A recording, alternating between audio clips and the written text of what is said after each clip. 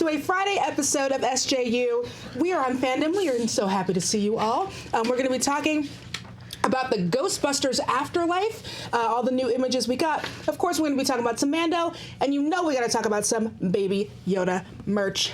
Emma Fyffe. Hello. Hello. Good to see you. Good to see you too. Dan Murrell. Hello. Hello. Sorry. I was running in. It's a day already. Yeah. How is it a day? We did it. It's a day. But we're doing Hello. it. We're doing it. It's happening Sorry, whether we want it or not. No worries. That's my job. We are flying in today. I feel like we're doing the hard news. I know, right? It's to vamp while you drink. I have one job. All right, so we got via Vanity Fair a first look at the Ghostbuster Afterlife movie. Vanity Fair dropped our first look. The trailer's going to be coming out soon. Now, if you don't want to know absolutely anything about this movie, we are going to be doing some spoilers, but it's nothing super shocking, at least for me. So we did get some plot details.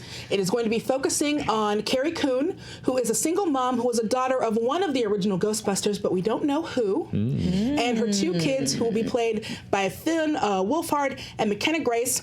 So they are going to decide whether or not to join the family ghost-busting business when they move to a small property in a Oklahoma town that they wind up inheriting from said grandparent. And so Reitman has told Vanity Fair, as the family arrives at an old farm, they discover their connection to the original Ghostbusters. Trevor and Phoebe are about to find out who their grandfather was and whether they are ready to pick up the proton pack themselves. They are going to find some of the stuff there. They're going to find the Ecto-1. They're going to find a familiar device that reads psychokinetic energy. PKE meter. PKE meter, yes. That's what that is. And so, we already know that it's going to be... that some people are going to be coming back, which is going to be very exciting. Yeah. They're saying right now the date is July 10, 2020 for it to be in theaters. Any thoughts on this first look? So just looking at this, I had this moment of kind of thinking back on the original Ghostbusters. And while I definitely really loved the original Ghostbusters, what introduced me to Ghostbusters was the animated series, The Real Ghostbusters. Oh. And so going to then watch the original Ghostbusters film, it's not really a kid's movie. Right. And the plot of this kind of sounds like a kid's movie. Sounds like Stranger Things. Yeah. It's Stranger Things with proton packs. Yeah. Yep. How do we feel about Stranger Protons? Well, I mean... proton things. We've done It now. We've done two It's. Yeah. And It 2 actually turned out to be like It 1.5. Yeah. And then we've done Stranger Things, and we've gone through the first cycle of Stranger Things knockoffs, and we'll see. Yeah. It's not, as you say, it's nothing that is unexpected. Yeah. I guess it's just not what I think people were necessarily hoping for in a Ghostbusters. Kids on Bike is not what I think of when I think of Ghostbusters. Yeah, that's exactly what it is. I think adults, I think some wisecracking about science. I definitely think there's like a little bit of sexiness, maybe a little bit of sleaziness.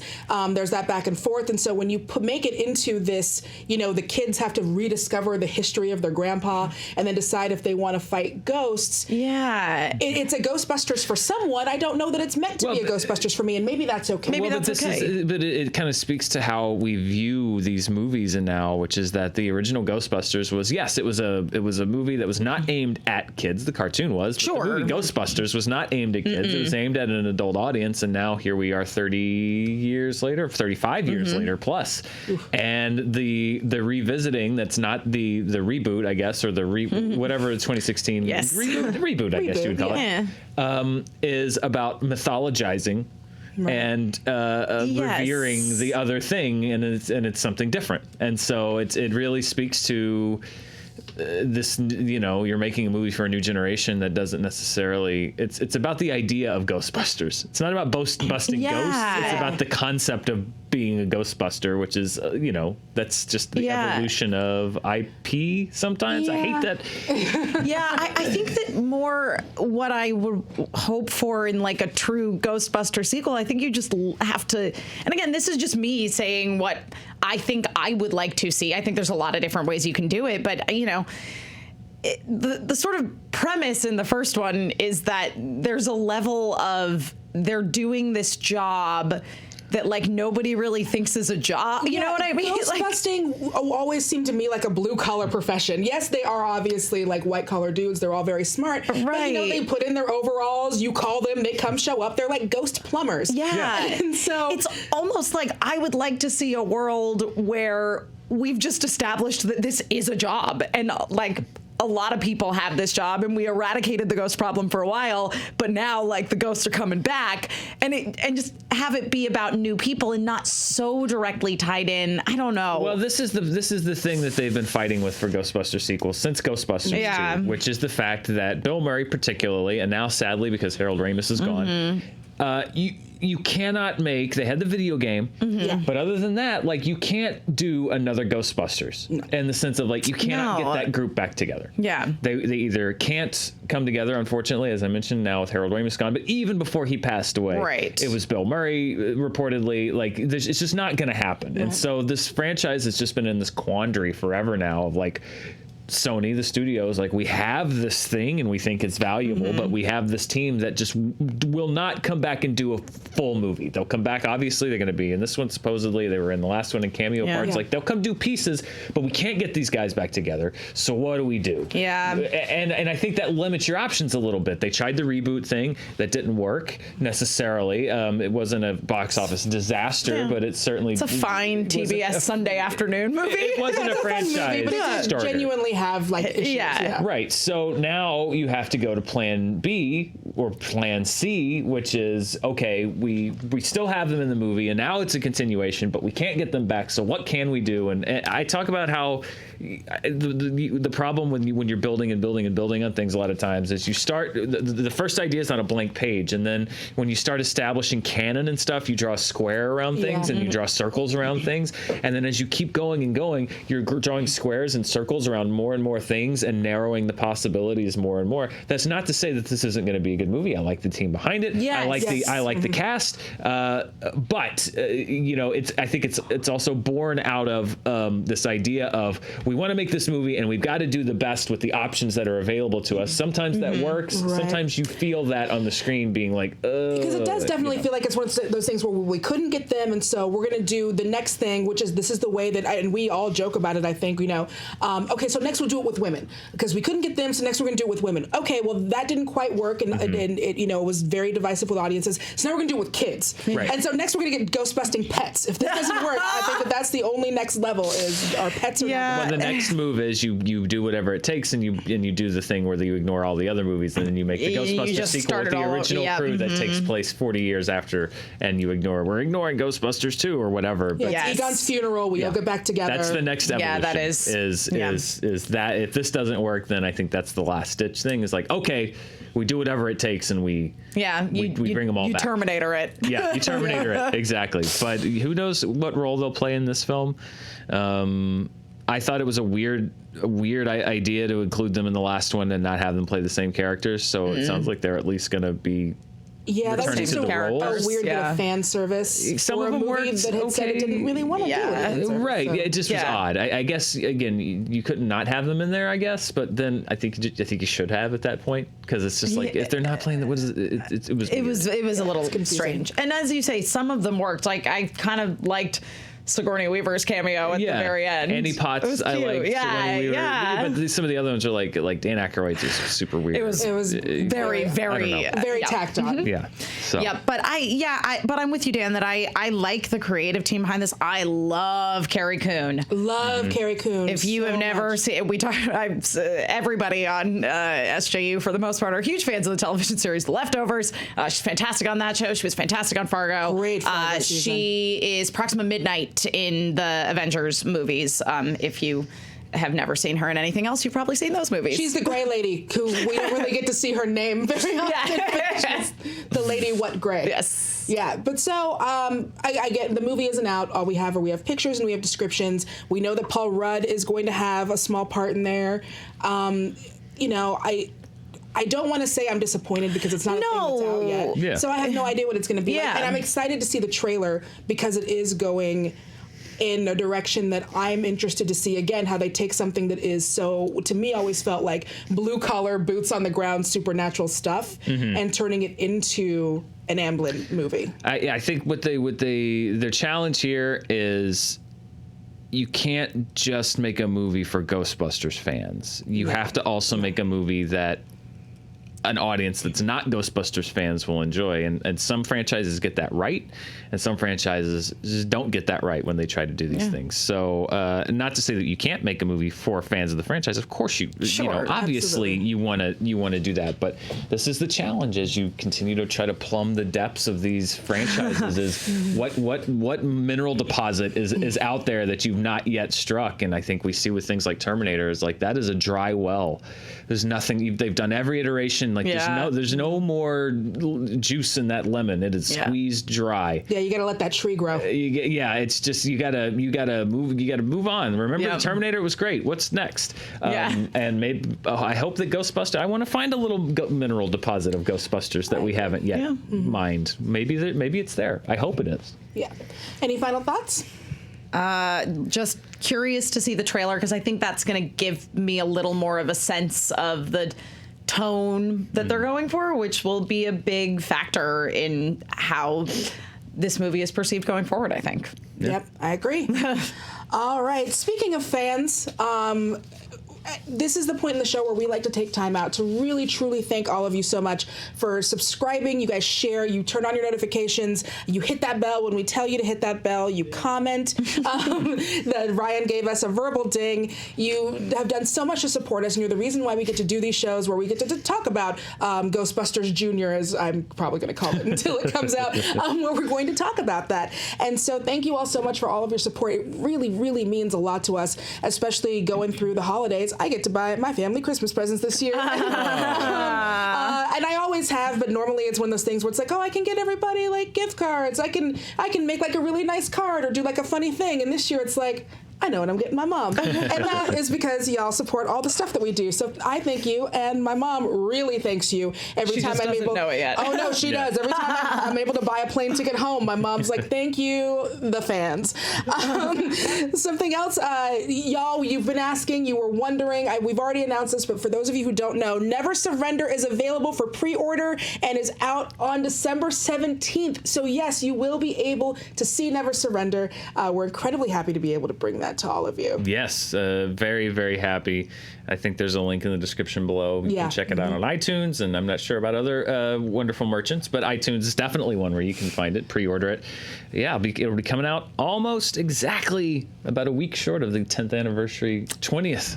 Oh my God. Ooh. Yeah, you keep saying years over here. 20th anniversary of the release of Galaxy Quest. Yikers. But again, that's another thing. We don't get on iTunes if you guys weren't Never Surrendering and y'all weren't sending us all your stuff and getting tickets to go see the Fathom event and all of these things. That's the reason why we can do things like bring this onto Apple. I know I'm trying to a meltdown in the corner there. The Last Crusade just dust. I chose poorly. So one thing, because we have this platform, we like to be able to pay that forward and really showcase people that are doing really good work and organizations. So 826LA is a nonprofit, so they are dedicated to supporting under-resourced students with ages 6 to 18 with their creative and expository writing skills. So they're teaching kids who want to learn how to write better, how to write essays, to get ready for college, they help them with tutoring, they help them with after-school tutoring, in-school tutoring, they help them with creative writing skills. It's really important. They do workshops. They also help them start student publications. So these kids might be doing the next zines. I love the zine. Then I love a good zine too. Just dating myself one more time. No, I know it is. I'm feeling you on the zines. You feel me on the zines? But I got you. So these are going to be our next generations of writers, and so it's so great that so many of them are getting this opportunity when they're young, so they can start really exploring their love of writing. And even if they don't like writing, get yourself into college. It's fantastic. If you want more information about how you can help or how you can assist with them, that will also be in the description down below. Story number 2. Oh, we talking about that Mando. Mandalorian Episode 5 recap. The Episode 5 premiered this morning. This one was directed by Dave Filoni. We've all seen it. Yes. Yes. Okay. Do we need to give a spoiler do we warning? give a general non-spoiler thing before we go into spoilers, or do we just jump into spoilers? This has been my first time doing the Mandalorian recap. I think at this point we just go ahead and say spoilers. All right. Right do off we the have bat. do we have a dancing Joe? Give us a spoiler warning. I can do the robot if we need to, and that'll be okay. So I'm going to robot us in, and then when we're done talking about Mandalorian, I will robot us out. How about that? Okay, perfect. Oh my God, I love Amy Sedaris so much. Oh my God, I was so excited when she showed up. Like, she came down the ramp to come look at the ship, and I was like, I'm sorry, is that Amy Sedaris? It was great. Yeah, as soon as I heard her voice, I got really happy because I'm a huge Strangers with Candy fan. Yeah.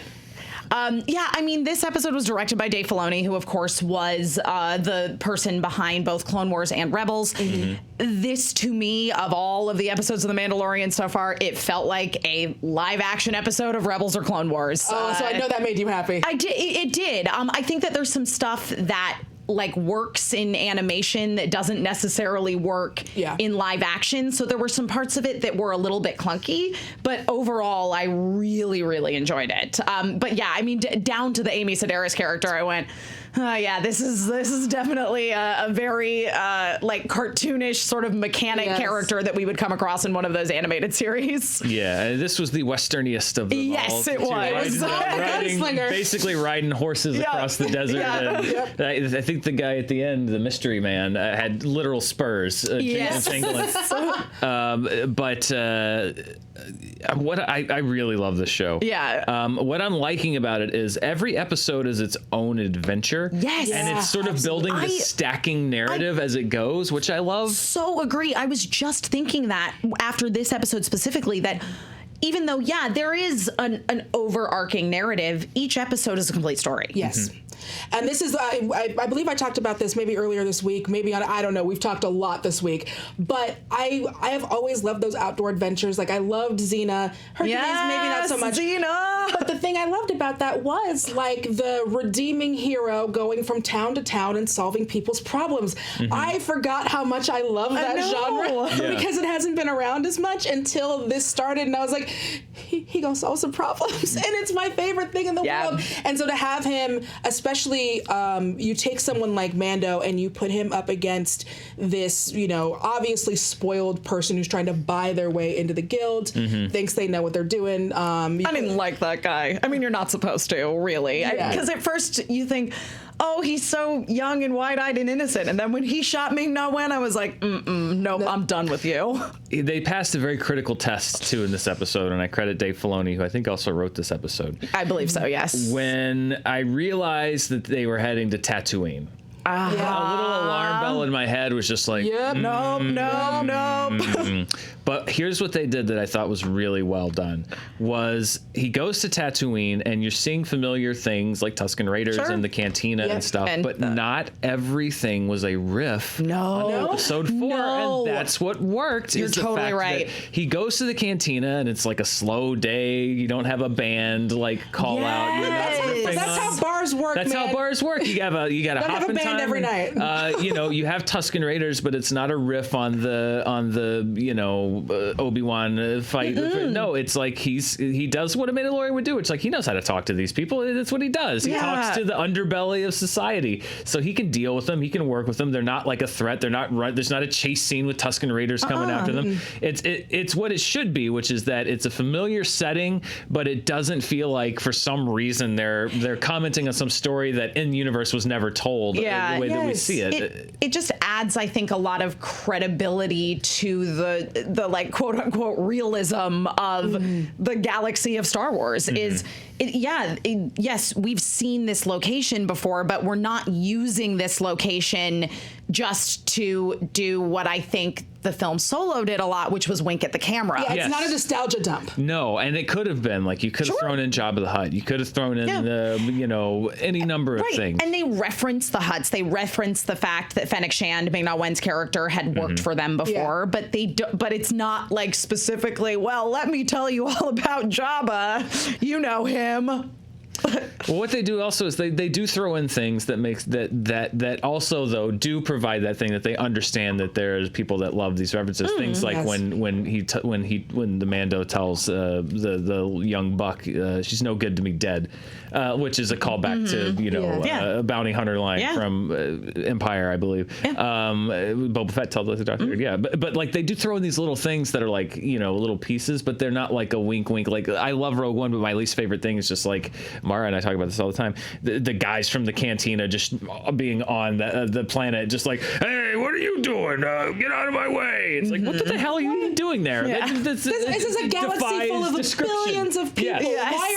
Why are you on Jeddah? I mean, you have no reason to be there other than like a whoop. And that was all. So much of Solo for me was like I thought that this was really well done, where you could have been so self-indulgent and just called back every little, even like we're gonna end with the Mandalorian watching the setting suns of Tatooine on the cliff. No, it's the setting of the episode, but it's not obsessed with referencing Star Wars, which I really like. Yeah, and it did. It was nice to go to somewhere that felt familiar, but get to see like new corners of it, which is my favorite part of the series, is that we get to see all the new stuff. Obviously, we all got in our good Baby Yoda. We got in some great Baby Yoda. So Amy Sedaris is the adopted auntie I wish I had. That was amazing. Yeah, I loved her pit droids too. I was so excited to see them come back. and again, that was like a nice little reference without being like pod racing. Well, yeah, like again, a more indulgent thing. They would have landed and been like, "What are you doing here?" Bounty hunter looking for trouble, and it's like, no, what do you know? Stop it! There are more people in the galaxy. Yes, there are more than 24 people in the galaxy. I swear. On top of everything else, plus we now know where Maverick got that whole hit the brakes, they'll fly right by us trick from in Top Gun. It came from a galaxy far, far away. I loved opening with that kind of dogfight scene as well. I love in media res, you're opening up in the middle of something. Yes. It doesn't matter who that guy is or how they got there. You know what you need to know. Yeah, you know what you need to know. He's coming for Baby Yoda, and then he gets exploded. Yeah. I especially that moment, and it's something that I'm discovering. It is one of my favorite parts of every episode of The Mandalorian, is the moment when whoever he's dealing with realizes that Mando could have given the child up and chose to keep the child, and you watch their heart eyes and respect get really big for him. That is now like one of those moments I'm looking for in every episode. I'm like, who gonna fall in love with the Mando today once they realize that the Mando didn't save this baby? Yep. He's easily one of my favorites. But me, I'm big gushy heartseed person. I also really enjoyed, even though it didn't end up working out for her, but Fennec Shan's attempt to persuade the young buck that the Mandalorian was worth more, that specifically his armor, and then of course the fact that he had turned on the Bounty Hunters Guild on the planet, which is apparently called Navarro. Shout out to Hector. I heard that. I was like, oh, is that near is Darth Harloff? Oh yeah, Harloff Minor. Harloff, is that near Harloff Minor? I just love the show, and this was another great episode. And I like that this ended in a way where it's kind of leading up to something else. I really liked how these are all, because I remember when the casting came out, we were all like, ooh, like, is this going to be the Mando and his friends? But no, him going through and having these separate adventures is just so incredibly, please, just more Lone Wolf and Cubbing. I'm so into it. Yeah, I'm totally digging this series. I think some of the acting in it's a little overdramatic, but it works because it's Star Wars. It's meant to be kind of silly. Yes. Also, I'm wondering, and I'm sure we'll find out who that is, but I really want to know who plays the Mando under the armor. Because it's John Wayne's grandson. From every...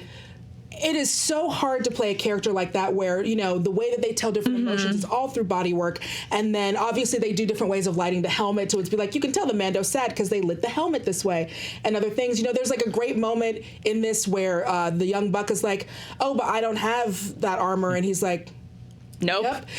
Just little things like that you really notice how well all of the body language work is. Am I a dummy for thinking that Pedro Pascal was in that armor? No, you're not. They're not really advertising the fact that it's not him, but it's John Wayne's grandson. I'm totally blanking on his first name.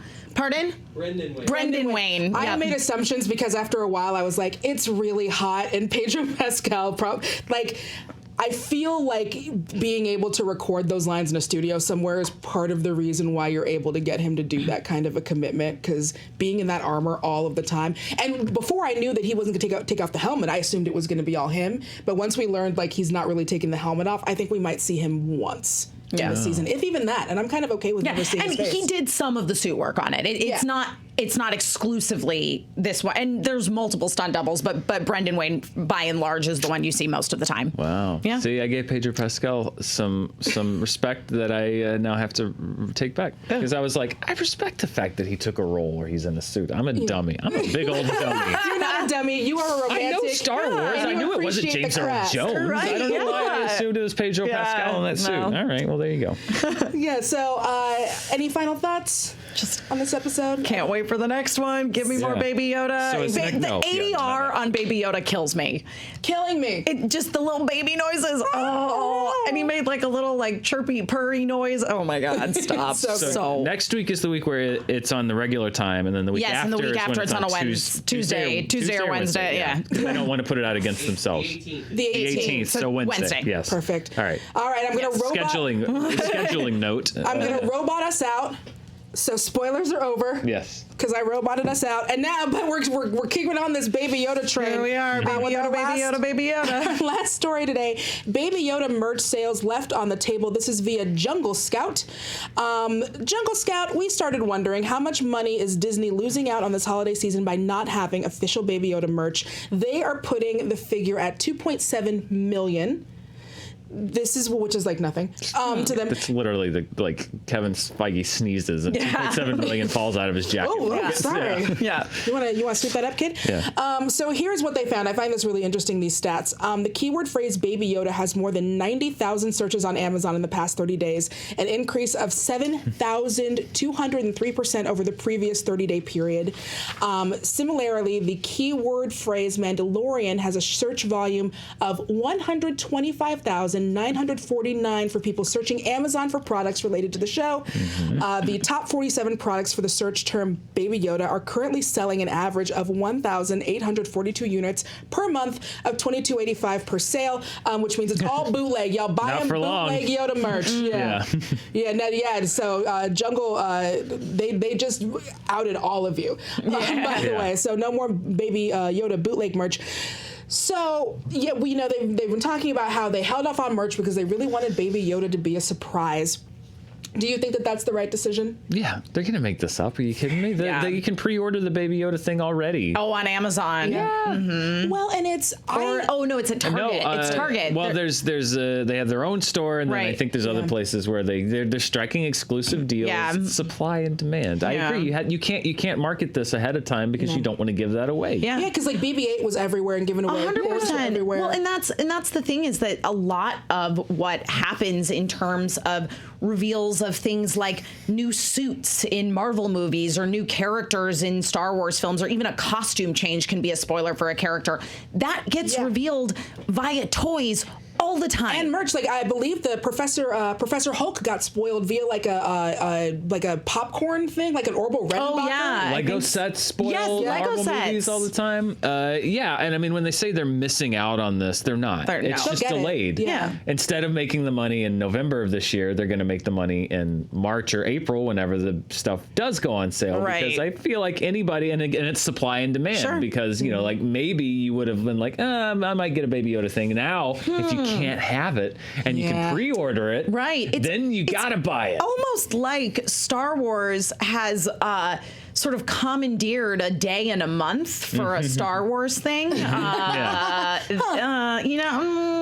bell. I would wager that they have done $2.7 million worth of pre-orders already for those Baby Yoda items that they official ones that they put on sale earlier this week. Earlier this week, yes. Well, and what's fantastic about, like, I personally, I think that that's such a great decision, and I love that there is that moment of being like, hey, you know, we can do what we always do and get the merch stuff in early and get the toys in early and get it in for Christmas, or we can let this thing, and it's another thing about The Mandalorian that feels so special to me, we can let this thing not be about that and let there be some surprises and let some people enjoy it and not have it be, let's make sure that the merch machine is going. Yeah, I really, really respect that, because it feels like Baby Yoda, they were more interested in preserving the integrity of the character than making money off of the character. Yeah, they're gonna make money off of it. I mean, I take Disney to task for this cynical corporatism. Yes. But I will applaud them in this case, in the sense that it would have been very easy to build hype for the Mandalorian by doing what they did with Porgs, which is like, look at these cool look at this thing that's in the Mandalorian now. And it's like, oh. Do you know how many stuffed Porgs I have? I have 6, I think. I only purchased 1. The rest were gifts. Thank you all so much. I look forward to receiving just as many Baby Yodas. And I mean, I would think perhaps even that Jon Favreau may have had a hand in this, of saying like, listen, this thing is like, the whole first episode doesn't work. Nope. If you know what this is. If you know what it's building up toward. And so let's hold off. You're going to make this money. So I applaud them for actually making the artistic choice. It's kind of a refreshing change. Yes. And so it's weird that so many people are kind of criticizing it, because it's like, I will wait for Baby Yoda. I would much rather have had the story work the way that it worked. I agree. Than to have had that spoiled for me. I was going to say, I also wonder too, because I remember back in the day when it wasn't Star Wars merch sold in literally every retailer on the planet, that like the first stuffed Ewok I ever got, I had to get at Disney World. Right. At Star Tours. It was the first time I'd ever seen a stuffed Ewok, and I was so excited I immediately had to get one, and I still have it. So I wonder if we might harken back to those days, because I think there's certain things that they sell at like the creature stall in Galaxy's Edge that you can only get there. Like, I have a Loth cat, and I love my Loth cat. And it was one of those situations of when I went to the opening party for Galaxy's Edge going, man, if they have a Loth cat, I'm getting one, because I've never seen one available for purchase. Like, they had them as exclusives at Star Wars Celebration in previous years.